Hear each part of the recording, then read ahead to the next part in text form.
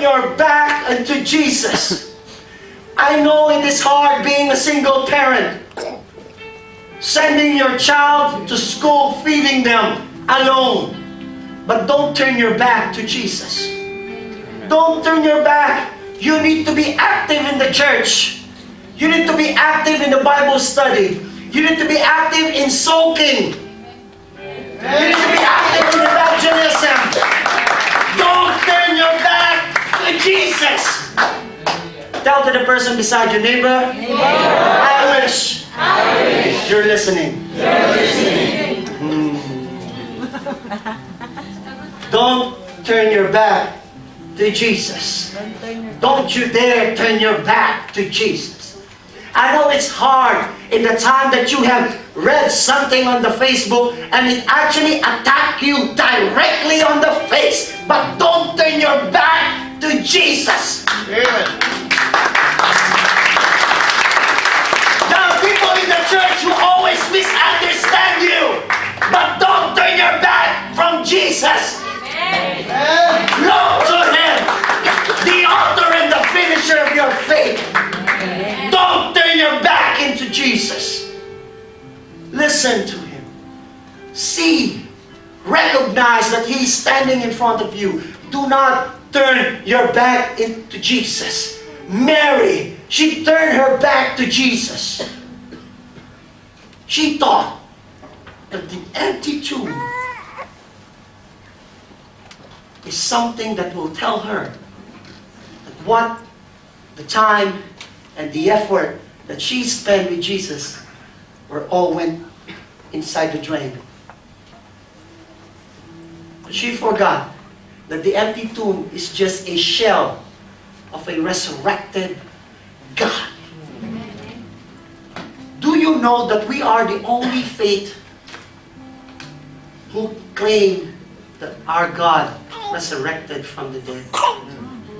Hello? Amen. Do you know your Jesus? I know my Jesus. Anyone here who knows their Jesus? You know Jesus. You know Jesus. You know Jesus. If you don't know the man and the God whom I'm talking to, let me prescribe to you and let me spell that to you. J-E-S-U-S.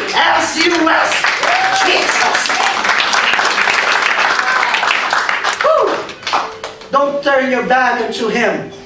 He is always there. He will always make sure that He will never leave you nor forsake you. You don't need to be engrossed by the hurt, by the pain, by the problems that you're having right now. Because what you are feeling right now is normal in the eyes of God. Because He has given you the capacity to express your emotion.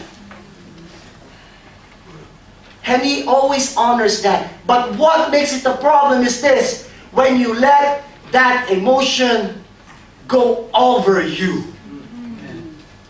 You know, most of the time when we mishandle emotions,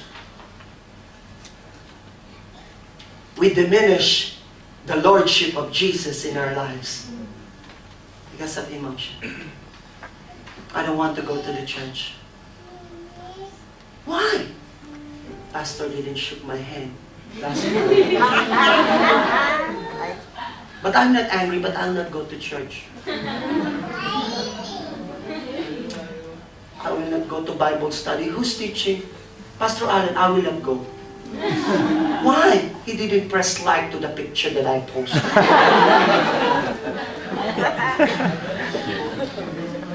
You know, when we are overridden by emotion, by silly stuff, we diminish Jesus' lordship in our lives. That's why there are people who decide improperly. They would resign to their jobs even though they have no job waiting for them. And after resigning, they would actually claim, anyway, God will provide everything. Really? Actually, God had already provided, my friend. And where are you now? He had already provided what you have done to the things that He had provided to you. And you're trying to justify now your wrongdoings. Hallelujah. And that That's a big problem for us to understand, that when we let emotion override us, we just turn our back to Jesus. Can I go deeper in this? Go to the book of Deuteronomy chapter 31, verse